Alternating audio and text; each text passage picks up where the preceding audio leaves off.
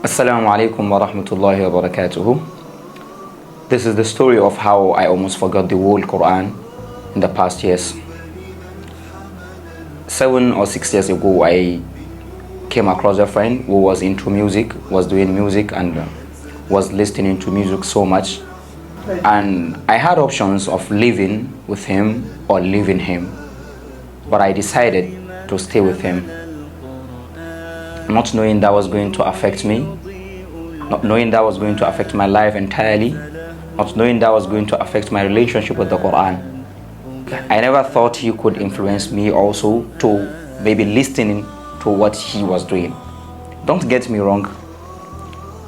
At some point of my life, he started bringing his own music that he was making to ask for my opinions of how it sounded. So the first time he brought his music to me, and he was like, "This is the music I have made today. Please, can you listen to it and tell me what your opinion about it is?"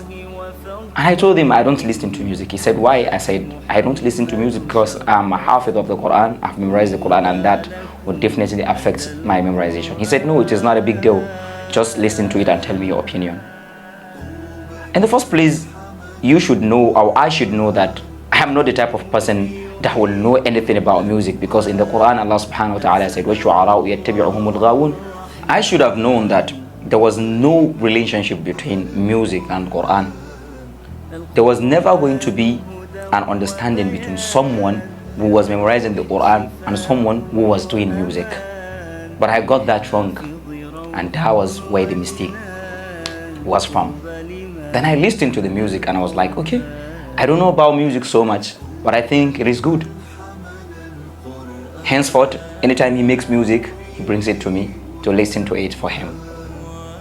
So I got to a level whereby I don't listen to other musics, but I listen to his own music. So he started taking me to where he also makes his own music. And I was just thinking, okay, this is nothing. I was doing nothing, but I was just helping a brother in my own thought then, because it was years ago, so the maturity was not there. So I started following him to the studio to listen to his music and how he makes his own music. And at the same time, that was affecting me mentally, spiritually, emotionally. That was affecting the memorization I have had, or the memorization I had for the Quran. And I started becoming so lazy to revise the Quran, because the shaitan has built a home in my heart already.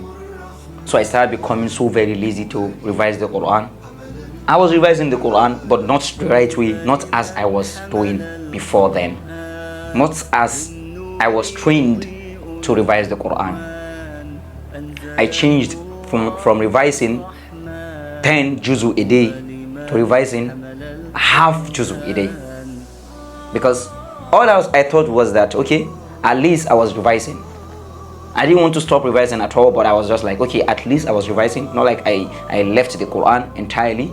And I felt like, okay, the hadith that spoke about not leaving the Quran entirely said you shouldn't leave the Quran at all, and I didn't leave the Quran at all. So I decreased the amount of the portion I used to revise then, not until Ramadan of that year. Annually, every year, I pray Tahajjud and Taraweeh in our masjid. But this year came with dramas, because for the first time in my entire life, I was scared of praying Taraweeh. Why? Because I wasn't confident about my memorization. The first day of Ramadan, we prayed Tahajjud, we prayed Taraweeh. The first juzu was very easy, and I know I was very able to bring that juzu from my heart. But from that first day, I couldn't pray a rak'ah without making 5 to 6 mistakes. And I asked myself what was wrong, because this has never happened to me in my life, because I have been praying Taraweeh and Tahajjud for more than 10 years of my life. But that year, I started making mistakes, errors and blunders in the second juzu of Surah Al-Baqarah. سَيَقُولُ السُّفَهَاءُ مِنَ النَّاسِ. From the first page of سَيَقُولُ السُّفَهَاءُ مِنَ النَّاسِ مَا وَلَّاهُمْ عَنْ قِبْلَتِهِمُ الَّتِي كَانُوا عَلَيْهَا. I started making mistakes.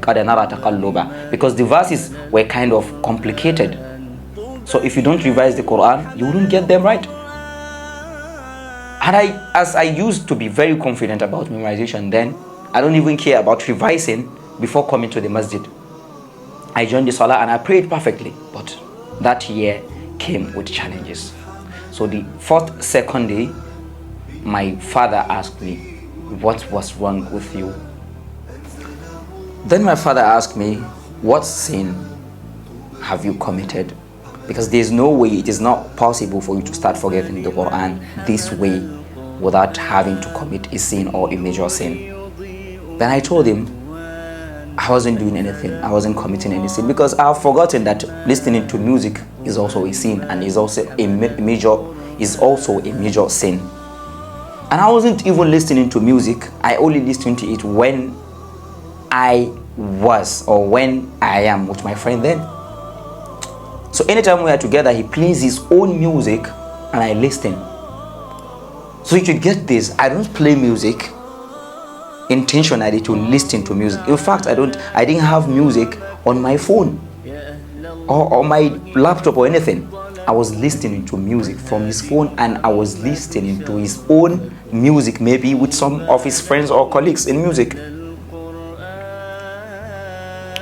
I've forgotten that it was also a major sin. Then, not until the 5th day of Ramadan, we were in Surah An-Nisa. وَاسْتَغْفِرِ اللَّهَ إِنَّ اللَّهَ كَانَ غَفُورًا رَحِيمًا وَلَا تُجَادِلْ عَنِ الَّذِينَ يَخْتَانُونَ أَنفُسَهُمْ إِنَّ اللَّهَ لَا يُحِبُّ مَنْ كَانَ خَوَّانًا أَثِيمًا. If you know the Quran very well, you will know that this is the 5th juz, and if you calculate it very well, that's the 5th day of Ramadan. So each day of Ramadan, we prayed the Taraweeh with 1 juz. So that's the 5th day of Ramadan. So I tried before I prayed to revise because I knew that I was having challenges with the Quran. I've started to forget the Quran.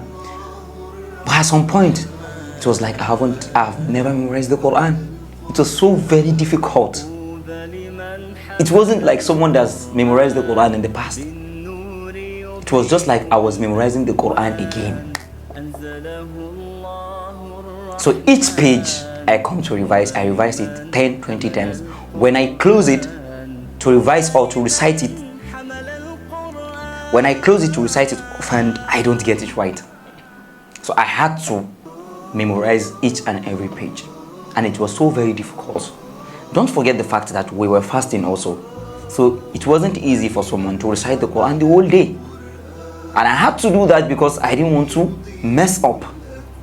Because my father was praying behind me. So my father was my teacher. He taught me the Quran and he made sure I've memorized the Quran perfectly. I've revised the Quran perfectly. So imagine the feeling of someone doing all of this for years to build you and come and mess it up in his presence. So that was my fears then. But I couldn't escape that because I have crossed the red line. I've crossed the boundaries. So I had to pay the heavy price. Inshallah, this is where I will stop in this episode. And in the next episode, inshallah, we'll continue the story, inshallah. Assalamu alaikum.